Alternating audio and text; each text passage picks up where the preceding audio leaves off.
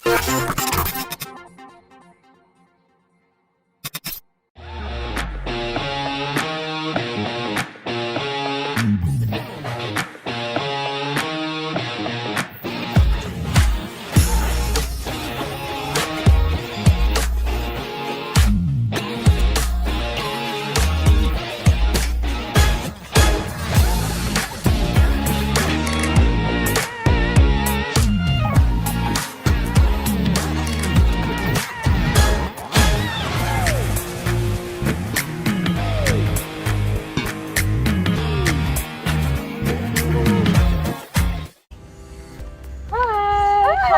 you been here? Not so long. Oh, I'm thinking I'm Mindy. No lah. So this is the crepe that you ordered last week? Wow, is this the crepe that you made by yourself? Yes, I do it alone at home. Oh, why don't you open business? This crepe is so delicious and crunchy. I'm sure people will love your crepe. Oh, I have been thinking to open the business, but I don't know how. I see. I think I have a cousin that know about business. Wow, that's a great idea. So can you ask your cousin what time that she free so we can go together? But if I go alone, I'm quite shy. Sure. Let me call her first. Hi. Hi, ALLYSA. It's been long time no hear from you. I'm quite busy with my work lately. My friends want to consult with you about business, but she doesn't know how. So what time are you free? Oh, let me check my schedule first. I think tomorrow I am free around 12 p.m. We can meet, then we can go lunch together. Oh, nice. See you tomorrow. Bye. Okay, bye. Hi. Oh, thank you. So, this is my friend that I took yesterday. Hi. Hi. How I can help you? I don't know how to open a business. And what should I do before I start my own business? So what product, what do you want to sell? Before this, it has been a long time I made a homemade crepe. And I'm thinking to open the business. So, what do you think?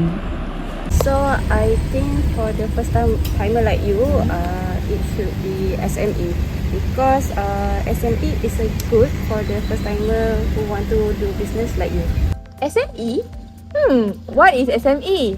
Wait. If I do SME, what business plan that I need to do? I agree. How to success in business?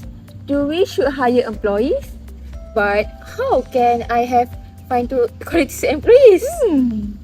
Don't worry, we have met a lot of people asking the same question as you guys. So, let's have a look. Hello, my name is Muhammad ASHRAF. I'm your consultant. So we are going to talk about the definition of small and medium enterprise, which is SME. The definition is small and medium enterprise are business that maintain revenues and assets or a number of employees below a certain threshold. Each country has its own definition of what constitutes a small and medium enterprise. Certain size criteria must be met, and occasionally the industry in which the company operates is taken into account as well. For the right side, there are two details of category SME, which is manufacturing sectors and service and other sectors. So we start with the small one, which is micro. For the micro is they both are the same thing, which is sales turnover below 300,000 or employees below 5. The next is small of SME.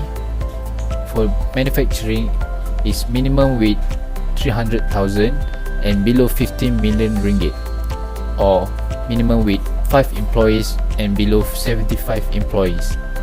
For service and other sectors, which is minimum with 300,000 and below with 3 million ringgit, or having employees minimum with 5 to below 30 employees. So for the last one, which is medium, in manufacturing is minimum with 50 million ringgit sales turnover and below 15 million ringgit, or minimum with 75 employees and below with 200 employees. So for the service and other sectors, which is the sales turnover is minimum with 3 million ringgit and below with 20 million ringgit, or they having minimum with 30 employees and below 75 employees. The next one is SME Malaysia. Sales turnover and the number of full-time employees are the two criteria to determine the SME definition in Malaysia. Basically, it will turn into many sectors but only focusing in manufacturing sectors and service and other. However, for the manufacturing sectors are defined as firm with sales turnover not above 50 million ringgit or below 200 employees. And the second is service and other sectors are defined as firm with sales turnover below 20 million ringgit and below 75 employees. Last but not least, also SME must be registered with SSM or equivalent bodies. And for subsidiaries, they have 5 listed, which is for the first one is public listed companies on the main board, second is multinational corporation, third is government linked companies, fourth is syarikat menteri kewangan diperbadankan, and the last one is state owned enterprise. We move to the SME in Singapore. In Singapore, SPRING, Standard Productivity and Innovation Board of Singapore, define SME as two things, which is company with the less than 100 million Singapore dollar in annual turnover, and the second is company with the less than 200 employees. However, there are 3 types of business structure that are suitable for Singapore SME, which is for the first one, sole proprietorship, second is limited liability partnership, third is private limited company. In addition, to qualify or requirement as Singapore SME, the Singapore SME is a home to a diverse SME ecosystem. Understanding the requirement and qualify as an SME in Singapore is crucial than expected that unique challenge don't find in any other countries. There are 3 things, which is the first one is a minimum of 30% of the share must have local ownership, and the second, the annual turnover of an SME does not exceed 100 million Singapore dollar. And the third is the SME does not have more than 200 employees on payroll. Last but not least, the guide to start an SME in Singapore. Starting any SME in Singapore is a mandatory registration with the Accounting and Corporate Regulatory Authority (SCRA). Then this is the breakdown of SME registration process in Singapore. There are 6 types of registration process in Singapore, which is for the first one is reserve the business name, the second is register the residential address, third is register business address for sole proprietorship, fourth is register the office address for limited liability partnership and private limited company. For the fifth one is submit the application to SCRA. The last one is get the license and approval from the government of Singapore. Also, we know that the Singapore is one of the most SME friendly countries in the Asia Pacific. The government enacted favorable tax policies to grow the entrepreneurship, and the other is resulted in a low unemployment rate for the Singaporean. That's all for the definition of SME in Malaysia and Singapore. So next, I will continue about business plan. What is business plan? It is a formal written document containing the goals of a business, the method for attaining those goals, and the time frame for the achievement of the goals. So, business plan is very important to attract employees and a management team to retain top quality talent that inspire about the idea and the sound of the business to achieve strategic goals, and also get to align and motivated will be the key to success. Other than that, it also to reduce the risk of the pursuing the wrong opportunity, to help minimize opportunity cost, and help to attractive of the particular opportunity to make the best decision. Your business success depends on how well you manage your business finance. Try to learn the basic of creating budget, saving money, and financing a business. It is important to understand how finance works and how to use your money to grow in the smartest way. You will be under constant pressure to come up with the money and to pay your all the bills. That's why you need to know how much money is coming in and going out in your business each month. You need to control costs and collect money that owe you. And generally, you need to learn how to gather the financial information that you require to run your business. You can hire a bookkeeper or an accountant to help. Having the records to back up your income and expenses will make it easier to report your earnings, receive deductions, and comply with all existing tax. Who want to be successful in business need to be passionate about what they do, what they want, and why they want to do it. When you own a business, you are the business. You need to have patience for your work because you are going to sacrifice time, energy, and commitment to converting an idea into a profitable business. It is the things that keeps your business going when it seems like it had been a lot of easier to just give up and try something else. Patience gives you the momentum to keep going even when times get hard, and even higher when times are good. You should believe in what you are doing and make strong personal commitment to your business. First, write a good job description.